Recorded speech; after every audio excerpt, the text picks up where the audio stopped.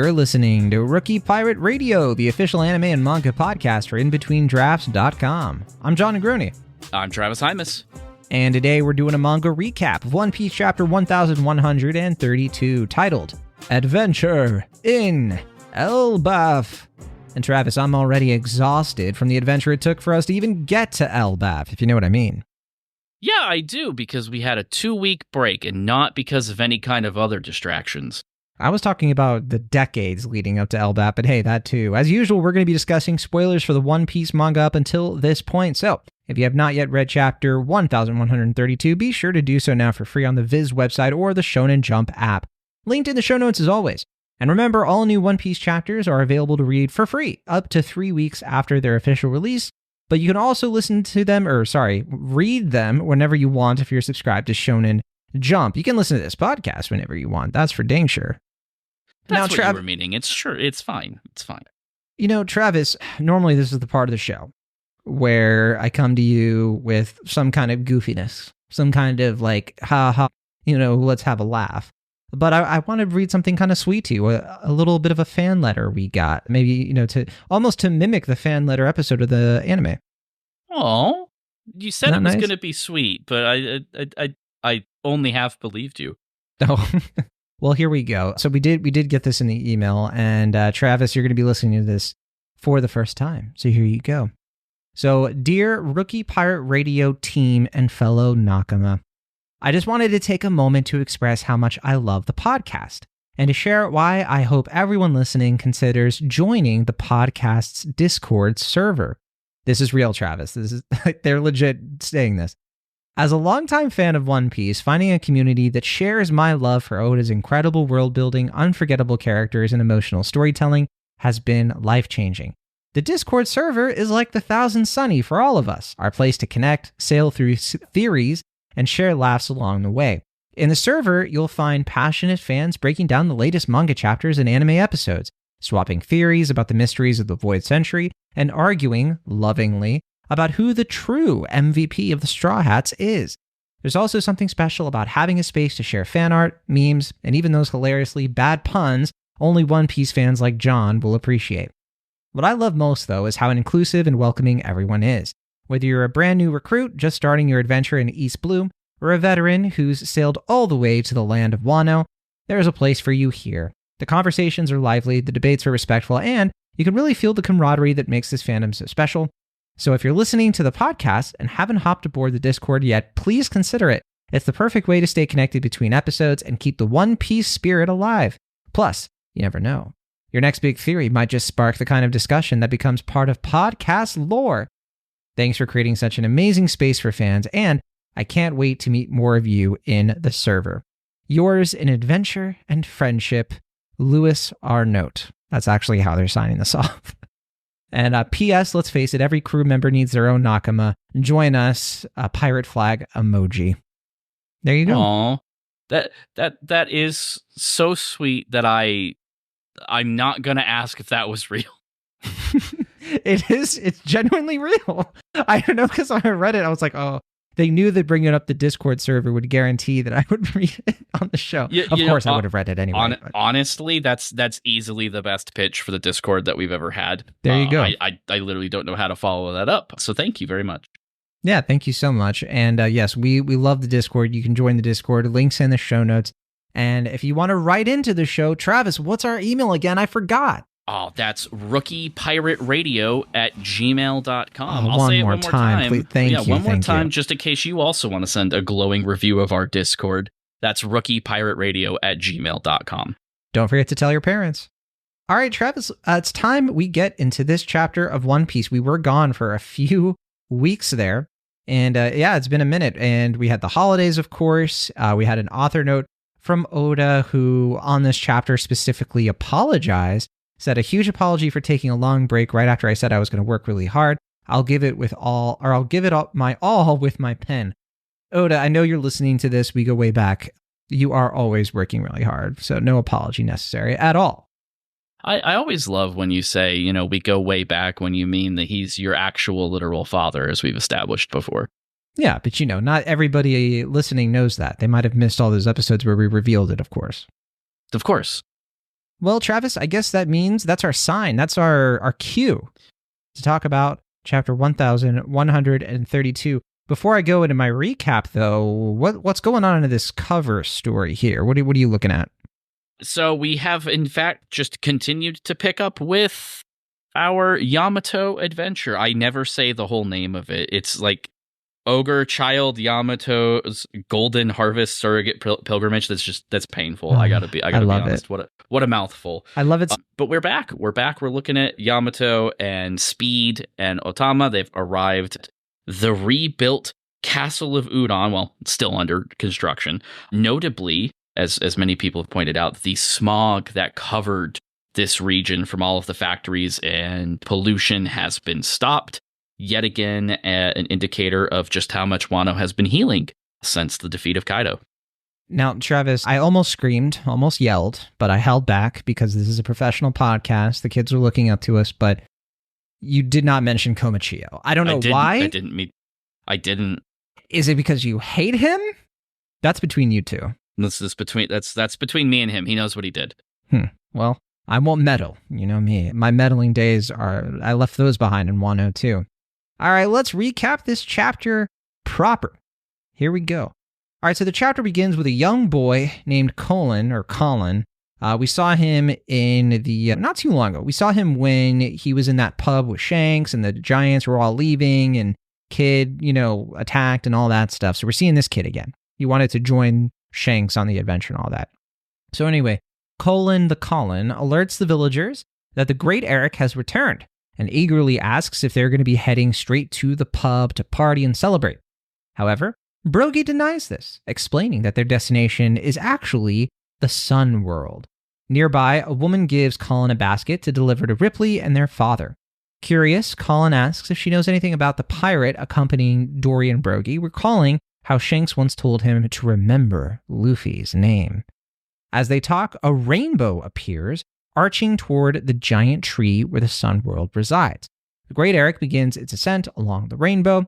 The Straw Hats are awestruck by its beauty, as Brogy explains that the giants created it using a tool called a painter. So that thing you and I were very confused about, I think in the last chapter, finally got explained. And by finally, I mean literally the next chapter explained it. The ship begins to sail up the rainbow, which leaves the Straw Hats astonished. It seems impossible to ride something so intangible, yet for the giants, it's a perfectly normal way of travel. And of course, for anybody who is even if you've watched the Marvel movies, so you're aware of Norse mythology or with Thor, the Rainbow Bridge and all of that stuff. But yeah, it's obviously coming through here. Alongside the Great Eric, Hajrudin and Stanson sail up the rainbow as well and ask if Luffy is with all of them, but they're told he's going to be arriving later. Meanwhile, speaking of Luffy, we see him climbing back onto the rope bridge that is leading up the tree. He has landed in Gurd's hands, and Gurd apologizes for Rhodes' actions and explains what was going on, while Goldberg questions what Luffy was even doing in the underworld. Luffy recalls his secret conversation with Loki, but Loki actually warned him not to reveal their discussion or their promise. It was really more of a threat. Struggling with his poor lying skills, which is always fun to see, Luffy's vague response leaves Gerd and Goldberg a little suspicious, but ultimately just relieved he made it to Elbaph safely. We go to the Sun World, and we see Road catching up to the rest of the Straw Hats, trying to grab Nami and Chopper. But Zoro and Sanji quickly fend him off, toppling a tree onto him. Gerd, Goldberg, and Luffy arrive just in time, and the two giants decisively knock Road out. Afterward, Gerd and Goldberg introduce themselves to the rest of the crew and offer to act as their guides. However, Luffy and Usopp eagerly dash off to explore the village, leaving the rest of the crew to follow Gerd and Goldberg. As the crew rides the rainbow, Brogy explains that Elbaph is divided into 3 levels: the Underworld, the Sun World, and the highest tier, the Astral World. Their current destination is the Sun World, and upon reaching the top, the crew reunites with Luffy and the others, with Luffy completely floored by the concept of riding a rainbow. Despite his amazement, the Straw Hats are thrilled to be back together. The chapter concludes with a narration from the explorer Louis Arnault, recounting his experiences in Elbaph. He leaves behind a cryptic warning for travelers, cautioning them not to overstay their welcome in this legendary land. And we also see that's what appears to be that same silhouetted figure who's been teased for quite a while now, since the Elbaph arc started off. and it looks like he's with some kind of grizzly bear in another part of Elbaph. End of the chapter. Travis, Hymus, where do we even begin? There's so much going on here. I want to begin back at the beginning because I want to talk about the title here. It's different. This is not the first time that we've had an arc have to adventure in insert description here. Titles, it's happened in Thriller Bark, it's happened in Dressrosa. We've seen this a few times. But in our conversations about kind of how we feel about how this arc started and everything, do you feel like this is kind of Oda hitting a little bit of a soft reset here and saying, let's try this again? Well, what's more specific, or what are you really getting at? Well, so we had our adventure in the Land of Mystery, which, by the way, I think was a great title to kick off the arc, regardless of how silly it kind of all turned out to be. And it was kind of a fake out. And it kind of seems like the trick was supposed to be kind of to maybe we weren't actually in Elbaph, maybe something else is going on, maybe we're going to get a curveball. And no, we're just actually in Elbaph. We just kind of had a goofy little Lego adventure. And I don't know. I guess the vibes that I've gotten from people in this conversation is that most people just didn't get a lot of enjoyment out of this little detour. So it's kind of interesting that we've more or less left it all behind now. Yeah, because the story didn't really progress at all. We didn't get much intrigue. I mean, just look at the only things we got out of the fake out filler, quasi filler arc there was that stuff we already either knew or stuff that seems insignificant. It was all just seeming like a way to get Luffy in Loki's presence kind of before the adventure kicks off, which I'll say, that is interesting. And that was the most interesting thing about this. It was a way to kind of move the pieces. And it's not like we were in the Lego world thing for a long time. So I'm feeling pretty forgiving just because, well, if we had dwelled there, like if there had been a bunch of like pointless stuff, then maybe sure, yeah, I'd be a little bit like, oh, geez. But I don't know. It's one of those things I don't think we're going to be able to fully analyze and weigh the pros and cons of until we're at least a bit further along in this arc, if not at the end of it. Yeah. It is interesting, like literally you're right, just getting Luffy to Loki and then making sure that no Straw Hat who was on the crew in Alabasta was on the boat when that newspaper showed up. That seems to be the only real things that accomplished, which is fine as far as these things go, but now the crew is reunited. Is Robin just going to forget to ask about this? Is it just going to get kind of sidelined? I'm just kind of interested to see where this plays out. Well, I was happy to just see the Straw Hats reunite. Like, it wasn't this delayed sort of like we're all split up and it's, like we've done in so many other arcs. And Travis, me, as soon as I saw Bonnie and Lilith too, Bonnie and Lilith kind of hanging with the Straw Hats, like side by side, I got to tell you, it felt right. They're gelling. I've been thinking about this part in particular because I'm pretty sure the last time that the Straw Hats all got like a simultaneous like Vista look, I'm pretty sure is Punk Hazard. I want to say that was the last time they were all at the same time kind of experiencing They didn't in Dressrosa? No, because some of them went to Greenbit, remember? Yeah, but they were there. Like, didn't they all arrive at Dressrosa and then they split up? Like, no, I'm pretty sure they split up originally. Because Law has to come back, remember? Yeah, I want to say it's Punk Hazard. It might be Dressrosa.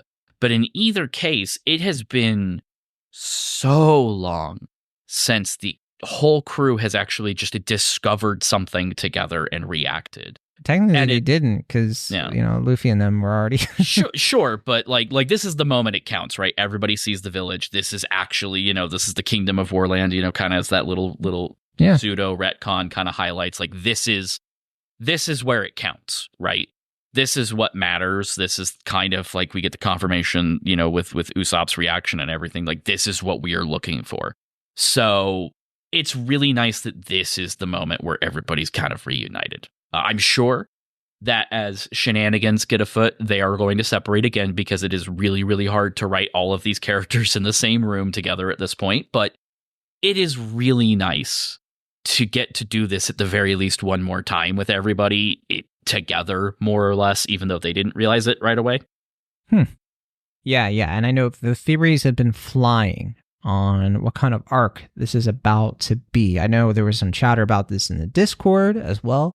But the first thing I want to get into is the mysterious figure. And the reason I want to talk about that first is just because I feel like it's a thing we can't say too much about anyway, because it really just comes down to wild speculation. It genuinely could be like any character, really. But do you have any top contenders for who the silhouetted person is? So this is we think the person who said come and maybe had that kind of silhouette where they like later on, and then it looked like they were maybe the same character that Crocus was with. Yeah, so let's start there. Do we agree that this is the same character that is in that cover story? I think very possible, not guaranteed, but it's a nice enough theory. I kind of has to be.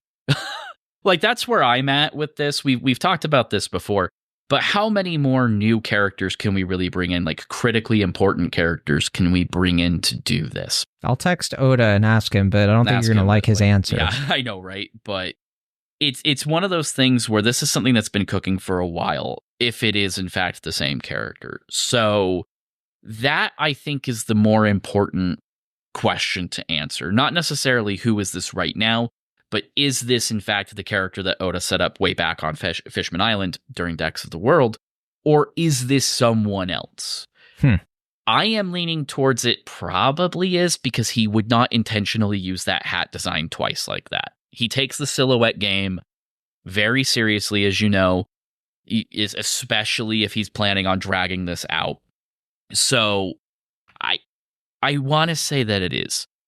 But that then brings me to the crackpot theories. Because I have a few of them. I wonder, because I have a whole list, and I'm curious if you're going to mention any of them. No, this is a good segue. I would love to hear your list. Okay, well, here's what I want you to do. A little bit different for the show, but I want you to rate these out of 10 for how crackpot they are. How about that? Okay, so this is good. All right, well, the most popular theory, I think, at the moment is that it's Scopper Gabon. It's really between him and one other character, but Scopper Gabon, one of Goldie Roger's crewmates, of course. A lot of people have been waiting for him to show up. This is how a lot of people would say, like, this is the part of the new world where somebody from Roger's crew should show up in the same way that Rayleigh showed up at Sabati Archipelago, and Crocus was at the beginning of the Grand Line, etc. Gabon's third in line. Okay. There's not really a lot of other indications that it could be him, except that he's unaccounted for. But what do you think? Out of 10, how crackpot? Oh, I'm going to give this one a 2. I think you make the good point. I've long been a subscriber to the theory that Roger's crew has been operating on a plan this whole time. This isn't just a fluke, that they are kind of monitoring the situation, that they're kind of carrying out Roger's will by guiding certain things. So you're right. I do think it makes a lot of sense for someone to appear here. I've been on the crackpot theory that Morgans is secretly a Roger pirate this whole time, Let's go for it. So I would not rate that very high on the crackpot scale. I think that is a stronger argument, if only by process of elimination. Which honestly is the only reason why I think that it makes so much sense, and it's so fitting that it probably isn't even true.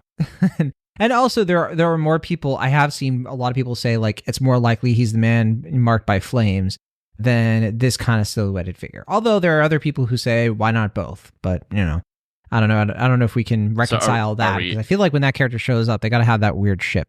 But yeah, the ship is the big deal, right? You don't set up, this is a black ship and it's surrounded by whirlpools, and then not do that, right? Like, we have to encounter them at sea.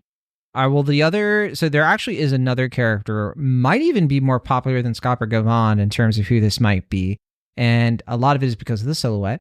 But also, just saying, it could be Shiki the Golden Lion. This is a pirate, the one. Also from the Roger era. Could also going to come in as another antagonist, possibly. And the whole thing where, Shiki was in the Strong World and all that. Not what was it? Not Strong World. We should back up, because people who have read the manga may not have actually watched this film. Right. And of course, chapter 0 isn't really available, right?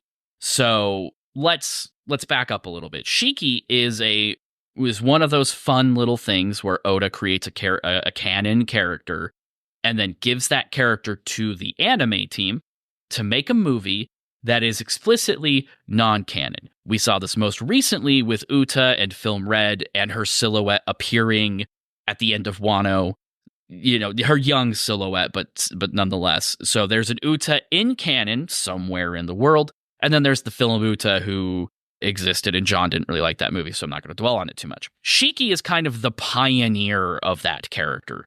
In Strong World, Oda took a executive producer role, actually had helped write the film, originally had intended to do something very different with it, by the way. That's where we were going to get Nami backstory, if you can believe it. So there is Nami backstory, it turns out. Yeah. That we'll probably never get, save for at SBS, but even then he may not share it because apparently it was just that much of a bummer that he rewrote the entire movie. But Shiki was a consistent through all that. Shiki is a character who was a Roger pirate. No, Rocks pirate. No, not a Roger pirate. Rock pirate. You're right, yeah. Rocks pirate. Member of the Rocks Pirates, a rival of Roger. Over the course of that rivalry, he gets a steering wheel lodged in his head. And he has the worst devil fruit, because it is the devil fruit that breaks the entire logic of devil fruits. It's what do they actually call it? The fly fruit? Is it? So he's called the flying pirate because he has the Fuwa no Mi. So it lets him make non-living objects levitate. Yeah, he literally flies, folks. And he's removed his own legs. He's replaced them with his swords. So he's literally a flying man with sword legs. It's a very cool pitch.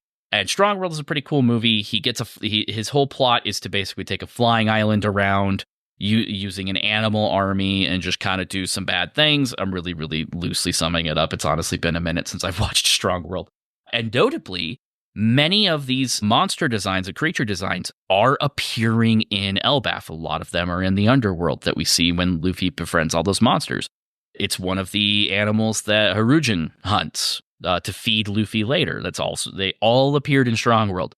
So that is interesting because people have been thinking this character, the one that met Crocus, is Shiki. People have been thinking that forever. Notably, around the time Strong World was coming out is when this cover story was drawn.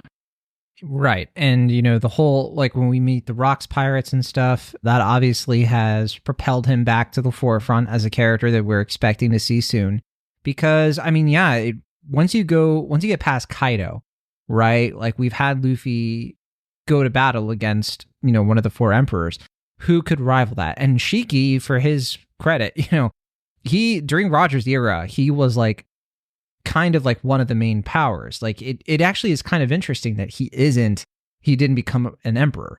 And I've always just kind of assumed that there's something interesting going on with him to like explain that. Probably that he works because he doesn't have his pirate fleet anymore. And there, some shenanigans going on that make him not emperor level in terms of having a fleet, but as the individual, So therein lies the problem with the Shiki theory. Is everyone thinks it is Shiki as we understand him as a character from Strong World.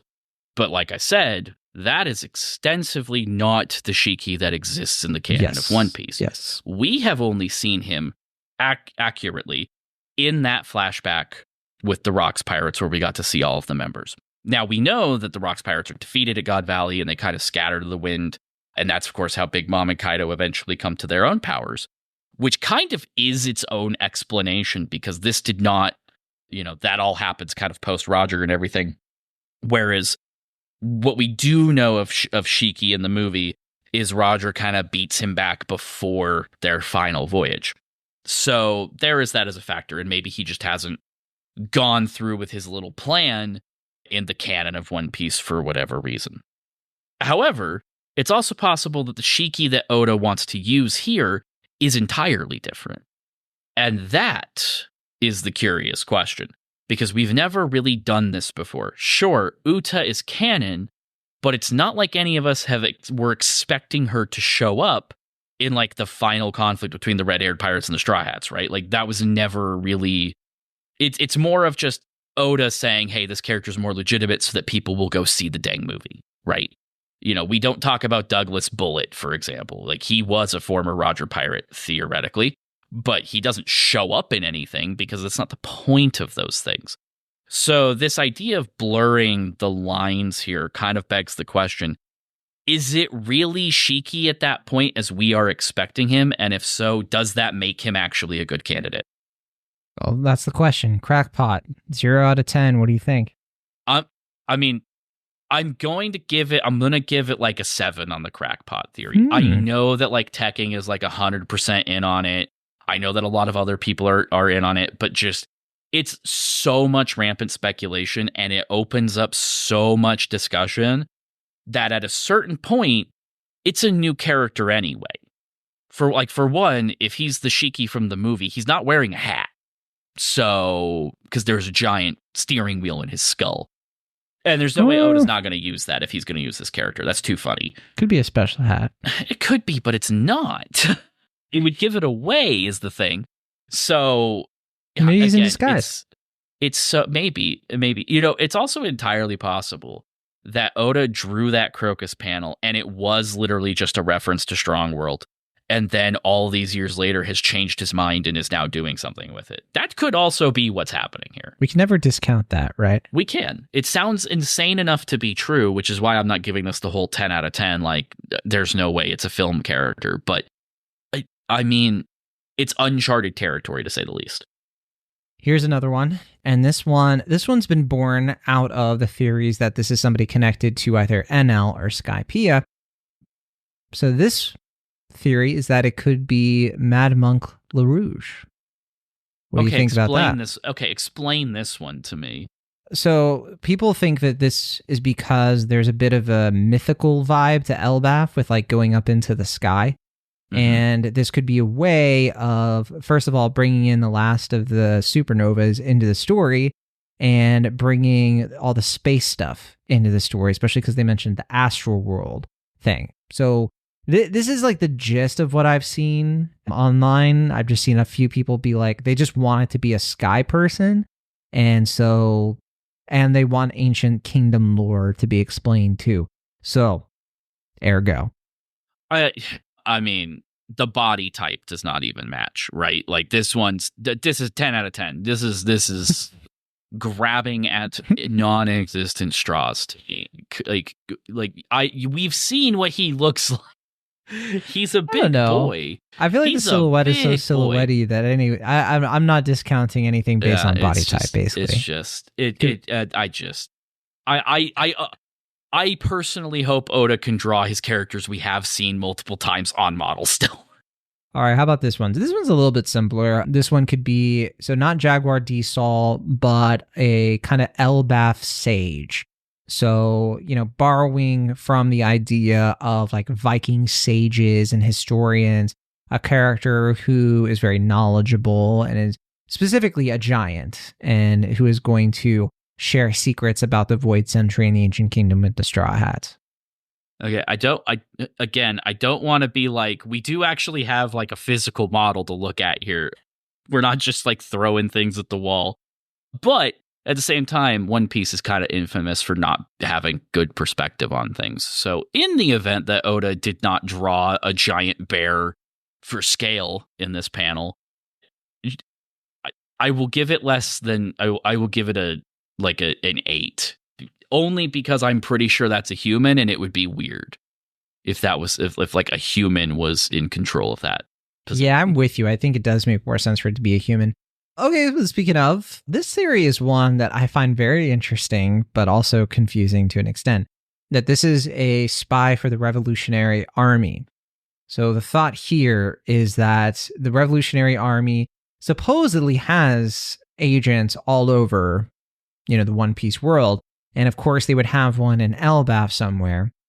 And they think that there's somebody here gathering intelligence on Elbaph related to everything going on with the sinking that people are scared about, and wondering if Elbaph is a location where they can evacuate people because they could rainbow bridge them up into the sky. Okay.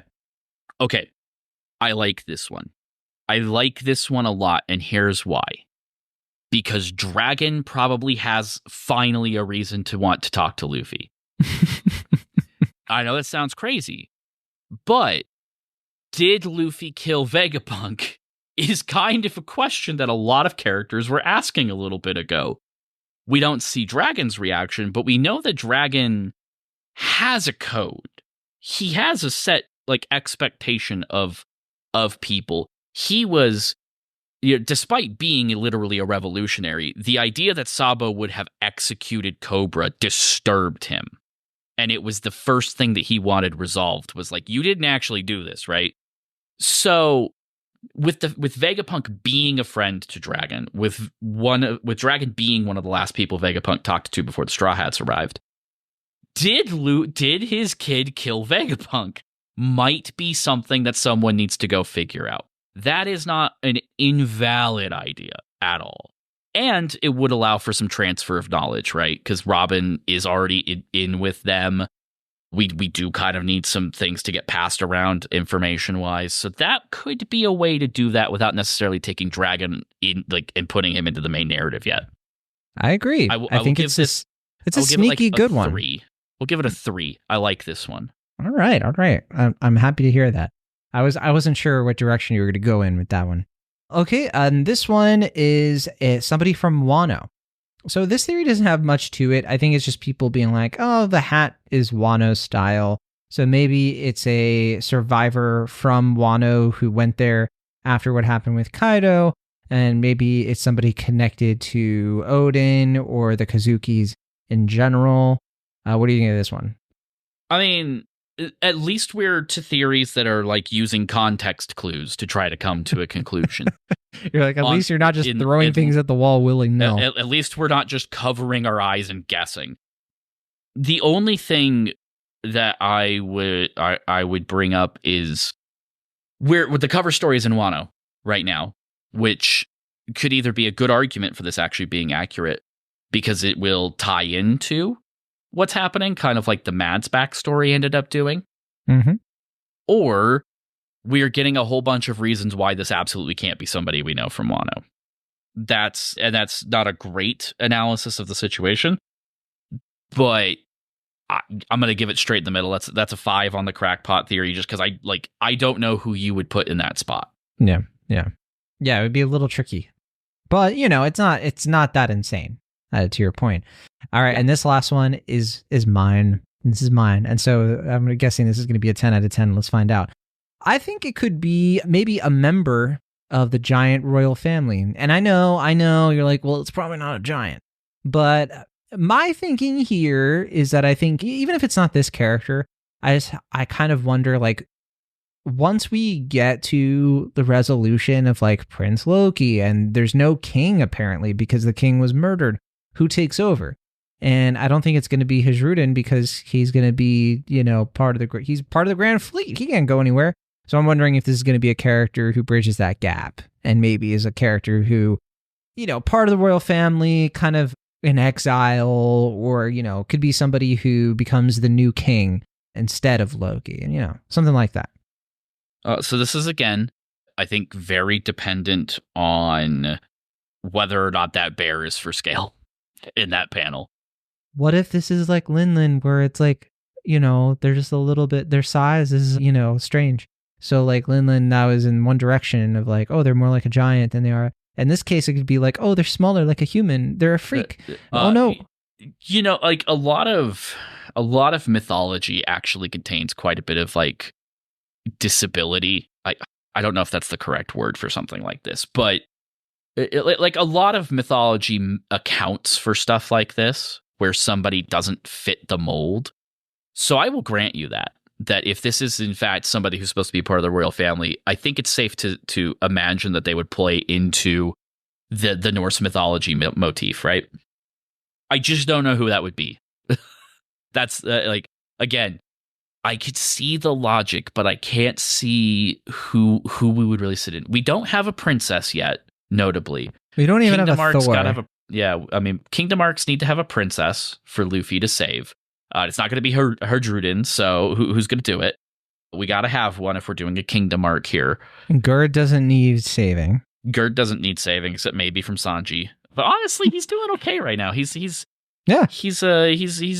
mostly containing himself. I like that. I'm not going to shoot this one down.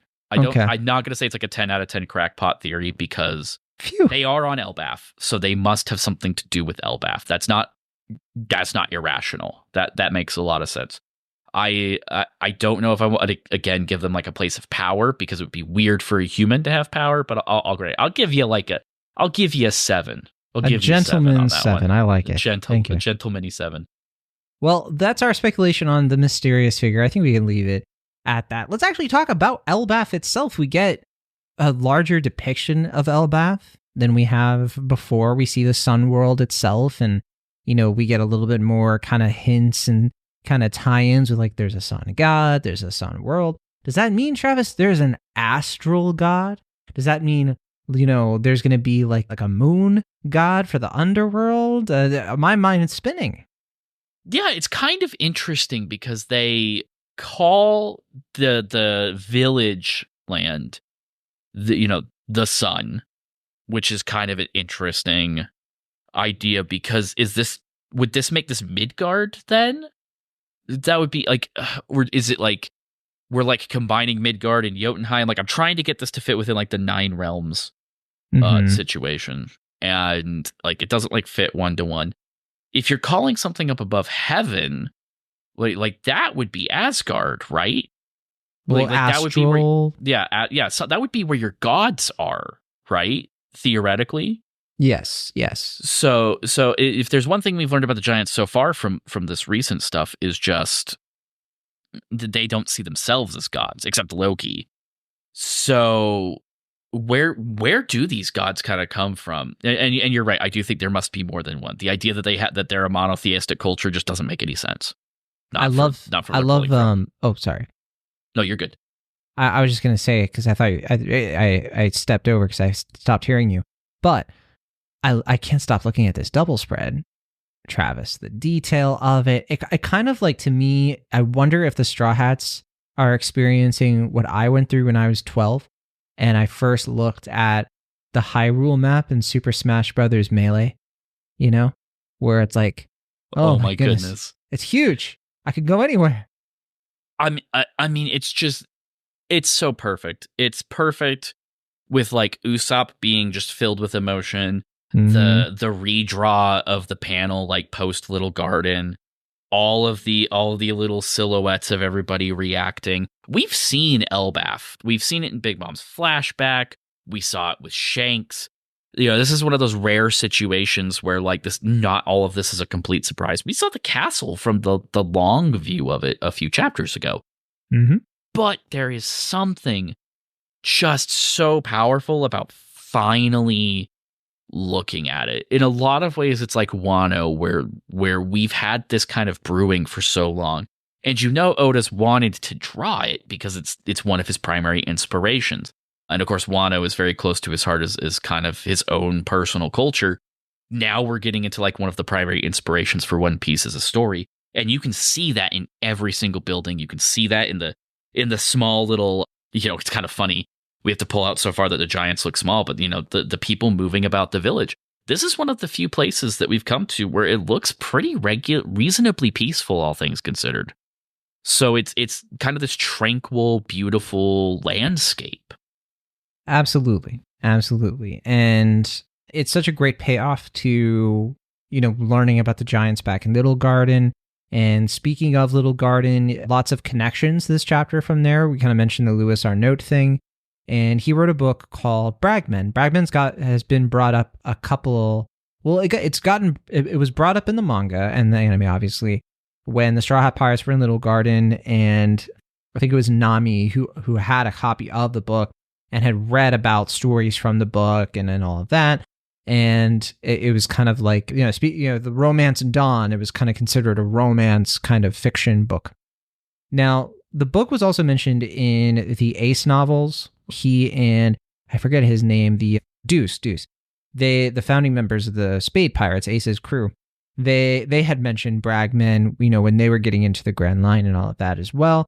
And also, I think Bragman was in One Piece Odyssey. I think it was, if I'm not mistaken. Yeah, it's shown up a couple of times. We got an SBS kind of recap of it. This is actually, ironically, very similar to the Noland the Liar story. So like that's why it's called Bragmen. It's literally like the men who brag about romance.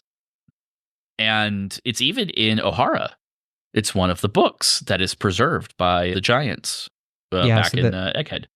Yeah, and I remember that SBS because it was Oda like being basically somebody was asking Oda about the books being thrown away, and that they saw one of the books was titled Bragmen, And Oda responded like, "Oh, that's amazing. You're correct. It's the book that had info about the Island of Giants, Little Garden." And so, he gave us more information there of like the people who wrote the book, why they were called Bragman. Yeah, there you go. Yeah, so it's is this just a callback? Is this more that we should be thinking about? Could go either way. Yeah, so that leads me into this theory I've been seeing popping up. I'm sure you've heard of it as well, the time distortion theory. And so this idea is that basically Lewis Arnott was saying you don't want to linger in this island because time works differently here. So the theory is that time moves a lot slower or faster. So people look at it as like a hyperbolic time chamber.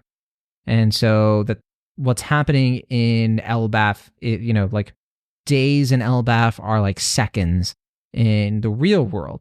And so one of the reasons, there are a bunch of reasons people have this theory, but the effects of it is that they think that the Straw Hats can have this entire, Oda indulgent adventure without ruining the momentum of all the world events happening, including what's going on, like Luffy finding out, how's Luffy going to find out about Garp?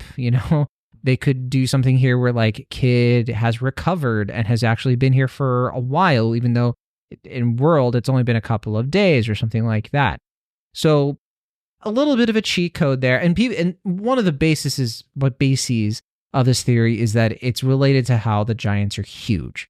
And so the concept of like something being bigger and time moving slower, that's the idea. And then the warning of like not wanting to linger is because you age and like you will, my thinking is that Lewis Arnott maybe wrote in this book and revealed this or something along these lines, that you end up like leaving the island and you are like 10 years older and it's only been like a year or something like that. I have heard this theory. Do you love it? I am curious about it because we have Lilith here. And boy, would that be a great person to explain the science of this, wouldn't it? Yeah. Yeah, the scientist of the Straw Hat Pirates. Yeah, right. I mean, we don't have one technically. Yeah, she just has her lab assistant, Cyborg Frankie, right? My think about this is time is already really weird in One Piece, right? Like we've discussed this before, that with the exception of Wano taking about a month, most arcs in One Piece are over the course of a handful of days at the most.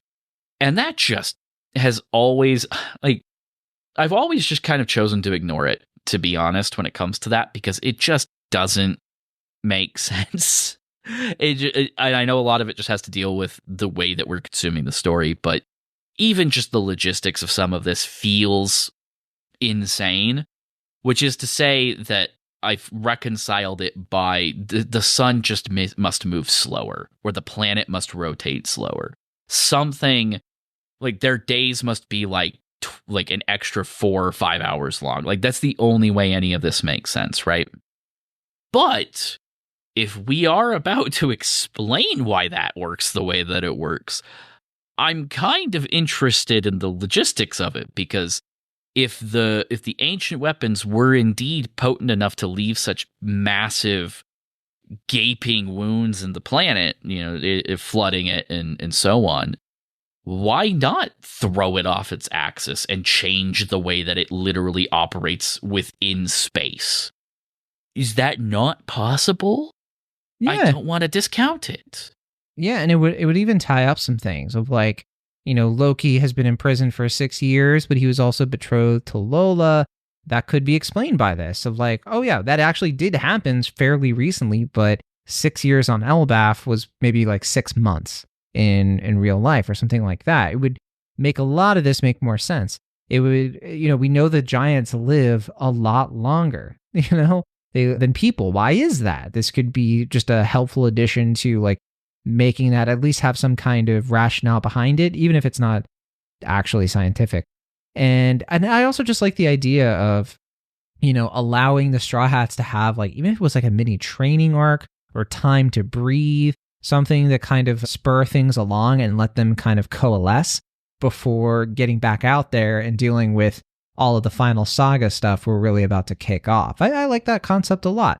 especially if there are stakes. There's a cost to this. We've seen plenty of times in the story where there's a cost to, Luffy giving up part of his lifespan in order to, accomplish a certain goal. So yeah, definitely not out of the normal order. So I think this theory, it has some credibility to it. Yeah, the one thing that I do want to suggest is another theory that I saw that would be a different reason for why you don't want to stay here, and that's the log pose. Explain. So, no, like getting here, for example, the Straw Hats were escorted, and some of them wandered off and then were hauled here by a bird. And we didn't really reset the log pose. We know that the log pose can be set at different intervals, and some take longer than others. It's possible that something about Elbaph actually impacts the log pose that makes it very difficult to leave if you stay for an extended period of time. We see the giants are using, not really, like we don't see them using a log pose originally, presumably because they already know the way, but we see them using these painters, and they refer to them as sunstones, which historically were used for navigation when all other resources failed. And some historians believe that even with the introduction of things like the compass, those cultures still relied on sunstones and those reflections that would be colorful reflections of sunlight, and saw those as more reliable than the compass. So it is, to me, it seems just as likely that the trade-off for staying here for too long, that the consequence for Luffy kind of inevitably creating a mess here and having to clean it up, is going to be that they run the risk of falling behind in this race for the One Piece. We do have some comments here, and this one's actually related to that. This is from Pikeman, who writes, "Will freeing Loki count as overstaying their welcome?" So this reads into it a little bit more literally. I mean, this is how I interpreted the chapter when I first read it, which was like the giants don't want humans around for that long, and for whatever reason. And we even saw like there are humans who are stuck in the underworld. They get sent there. And that there's something to that, I think, in terms of the giants being kind of tribalistic and, being weary of outsiders. So I don't. And then, yes, if you throw in the whole thing where did Luffy make like some kind of agreement with Loki? Like, is he actually going to try to free him? I wonder if Loki tricked him after all. Yeah, what kind of deal? Like, you would think it has to do with Shanks, because that was where we left this. So Loki made some kind of deal either for information or something. But yeah, I feel like Luffy's still not going to be the one to do this. I feel like Kid's going to do it somehow. Like he's going to catch wind of this deal and try to get it himself, just so that Luffy is kind of absolved. But he's also kind of a doofus, so it's 50-50 on whether or not he actually does it. Neko Majin C, which I think just means demon cat, C, said, "You can ride on rainbows, you can walk on clouds, you can turn the ground into rubber. You can do anything but swim in water." I love that. That's One Piece for you. Yeah. I mean, it's still a weakness because everything's an island and the world is sinking. Bionic Ranger wrote, "Man, this place is fantastical even for One Piece." I guess. Yes, it is. Yeah, it is. The rainbow stuff. Yeah, I agree. Yeah, they literally like, how does this work? And Dory's just like, it just does. Of course you can ride on rainbows. We're doing it. Hero 2 Anime literally rewrote the Reading Rainbow theme song to Riding Rainbow, Butterfly in the Sky can go twice as high. Take a look, it's in a book. Time to ride that rainbow. And then they also wrote, "Oda cooked well with the village. Decades waiting for this. The crew is reunited. The prologue for this arc is completed. And all we wait for now is the big reunion between Saul and Robin." Yeah, I mean, Little Garden in the manga, that's 1999. It's literally been 25 years. So like 25th anniversary of Elbaph being properly teased to us, the readers. I was 8 years old, Travis. I could barely read. I was so glad. Oda joked that like, I don't think he wouldn't let me skip this. I'm so glad Luffy talked him into doing it.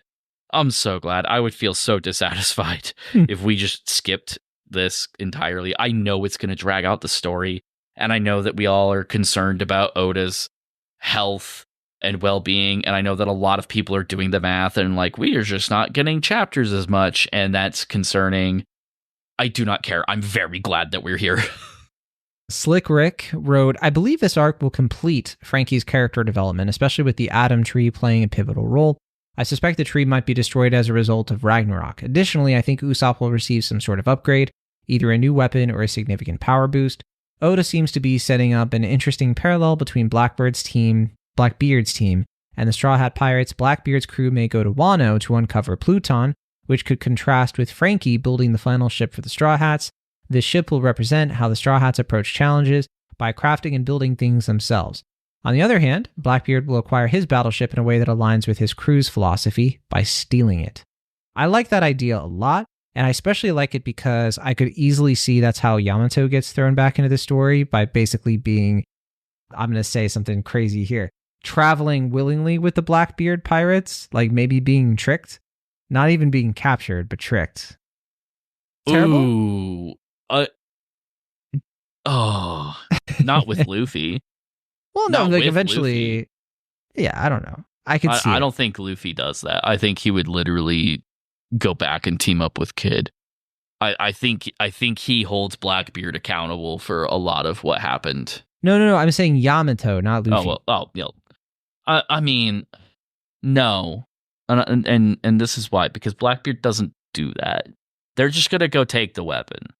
It's gonna be kind of an invasion attempt. I don't think there's a way where Yamato like gets tricked into helping with that. You know what I mean? I see. I'm gonna hold to it. I'm probably wrong, but I want to be wrong in style. But yeah, otherwise, I think the Ragnarok stuff, I'm sure it's going to be something like that. As for Usopp getting an upgrade, I don't know. A lot of the power scaling stuff kind of bores me at this point. I don't really care. Yeah, what is it like? Stuff. What do people want? You know, like Usopp fought multiple members of the Toby Roppo. He defeated Sugar and Dressrosa. He hasn't like fled from a battle since the time skip. Like I know that it's just easier to do these in like one-on-one skirmishes and stuff, and it is fun when a Straw Hat who usually isn't like doing a brawl gets to do a brawl. Like Black Maria versus Robin is a huge highlight in Wano, in my opinion, because she usually doesn't just get to throw hands despite being very good at it. But that's why those are special. Usopp's role in the crew is not really to be, you know, a one-on-one fighter. It's right. You can look at his previous fights when we've had them. Most of them are team-up fights to begin with, because he kind of needs a supporter character to begin with. That's just how he's structured. He pairs best as a comedic foil to another character, and it just makes a whole lot more sense. I don't think you really want like a choreographed sniper fight. Those aren't really the things that One Piece is good at. He's not Soga King, you know, like he can't quite, you know. And I'm just sick of people trying to make it sound like, you know, that's his Mihawk, but it's not. John, when are we going to Sniper Island? That's what I want to know. Travis, you're speaking directly to my heart. Maybe Lodestar is Sniper Island this whole time.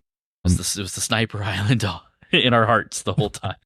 And there's this comment from Dune Sen, which kind of sums it up for me in this regard, who said, so happy for Usopp, and I'm really hoping he gets a chance to shine during this arc. This is his moment, or should be at least. And to me, it's like him getting a power-up almost negates that. It's sort of like, to me, what would be amazing is him doing something heroic and brave because he doesn't have a power-up, because he's not the strongest or whatever. But being a brave warrior of the sea, I mean, it has to be something that it's like, even in spite of the odds being against him, you know, choosing to do the right thing. Like, that's him. Because we've already seen it set up in Wano that he tried to tell Nami not to do the right thing in terms of, you know, just lie about Luffy and then we'll survive. And so that was our indication, like, yeah, he's not quite there yet. But this could be the arc where that happens. And that doesn't happen if he just becomes, you know, Zoro. I think, to your last point there, I think that the version of Usopp that we're going to get by the end of the series, the so-called Brave Warrior of the Sea, is not Usopp becomes Zoro, right? This isn't Usopp embraces like Luffy's full ideology and mentality. It's Usopp finds his own strength. Mm-hmm. And to your point about him telling Nami, for example, to preserve her own life, there is that scene with the samurai with the Red Scabbards, where Usopp finally just tells them to get over their own like self-importance and just tells them to live. That like Odin sacrificed himself so that they would live, not so that they would die. And that he's like, as long as I am going to take breath, I'm going to live. And I think that, that's different than the fighter Straw Hats. Again, to that point that these characters take different roles. I think Usopp's perspective is just objectively different. Mm-hmm. He doesn't he's willing to risk his life. He's willing to go into the fire, in his way, admittedly. But a part of what has made him so strong, and a huge part of what has gotten him to this moment, is that he has done it his way. It's notable that we get that redraw of Luffy and him specifically together, not just in the flashback, but getting to Elbaph, standing next to each other, running to it on the island cloud, because that almost didn't happen. There was a genuine moment on Water 7 where this dream almost died. Yeah. They had to fight to get here, and not just in the literal sense. They had to grow and become better people. This idea that like Usopp is going to become like a Super Saiyan, you're mistaking the word brave. Brave does not always mean reckless. Brave does not always mean nothing happened. I love those moments because they ascribe to those characters very, very well. But Usopp is a different character. We're going to get Brave Warrior of the Sea Usopp in Usopp's way. And this arc should help with that getting along, because he's going to delineate that and find that purpose. But he's never going to be as powerful as like the monster trio or a quartet. That's not how this works. That's not the point. Yeah. Couldn't agree more. And Luffy understands this. He tells people all the time, crybabies aren't allowed on the ship. Usopp is allowed on the ship because he's not a crybaby. There's a difference. Yeah, he's just a cry man. Yeah, exactly. Phantom 07 or Phantom 007 writes, that panel with Robin and Bonnie makes me think Robin could be a surrogate mother for Bonnie easily, sharing similar fates in the story even up to this point. I could cry. I could cry, Travis. I mean, these are the comments I want to read every day. I'm so happy. I'm so happy for her. Like, this is literally the first time she's gotten to enjoy herself at all. Yeah, on a fun adventure. Her dad's there. Her stepmom is there. Sorry. we'll say cool aunt. Cool aunt. Yes. Aunt Robin. Oh. For all you How I Met Your Mother fans. And considering how that turned out, maybe not cool. Aunt Robin, where'd you get that blue French horn? Oh, jeez. But it is great. It's great to see her kind of react just with that childlike wonder. It really adds to things. Lilith has technically been here as Vegapunk before, so she's not really taken aback by all of it, but she's kind of enjoying everybody else enjoying it, which is also fun. Just Oda doing characterization without having to say it. Every time I see this, though, John, I feel your energy, and it's just like, we do eventually have to decide what we're doing with Jewelry Bonnie, right?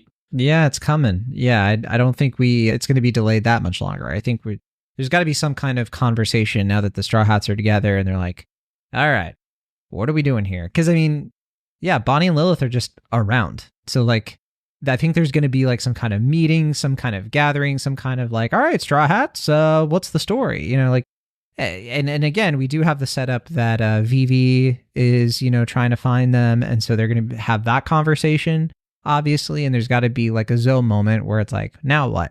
And so hopefully that's what we get. But that's all we get in terms of the comments. Was there anything else you wanted to talk about, Travis Hymas, before we say goodbye?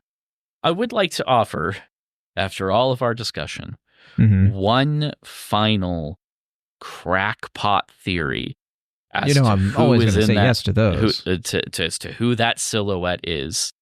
And it plays into everything that we've discussed here. So I've been saving this like a silver bullet in the chamber. A silver bullet chamber? It's Soga King. Floated. I've heard it floated. So I have to get your take on it. If Elbaph is time distorted, is that Louis Arnaud in the silhouette? Is it him literally talking? How would that work? Nobody said he was dead. Yeah, but it was hundreds of years ago, and he's not a giant, is he? I mean, if he's a giant, that works. If Elbaph is time distorted, though? No, but the idea is that they would age It's the other direction. Maybe.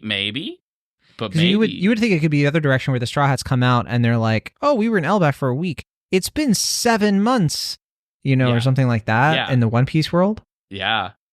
Honestly, that's how One Piece kind of operates now. We're like, we've been on this island for 2 days and like an entire like globe's worth of wars has happened kind of situation. Yeah. I don't know though. I feel like everything is so rushed right now in terms of like the sinking, the weapons, the positioning of.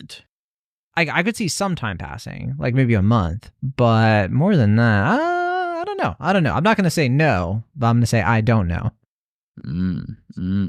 Put it in your back pocket. It would be the weirdest one. It'd be like, hey, my name's Louie, and just like there's just a guy named Louie walking around with us now. I don't know, something about that sounds fun. And he's still here. He's still here. But okay, I guess that'll do it for the chapter. I think we were originally going to have a new chapter next week, but I can't forget. Is it that we are getting a break after it or after? Yes. So we will get one next week, or this week. Yes. So we'll be back then, of course, to talk about chapter 1133. But in the meantime, don't forget to join that Discord if you already forgot. Email us if you want. All that stuff's in the show notes. And yeah, send us more fan letters. That was fun.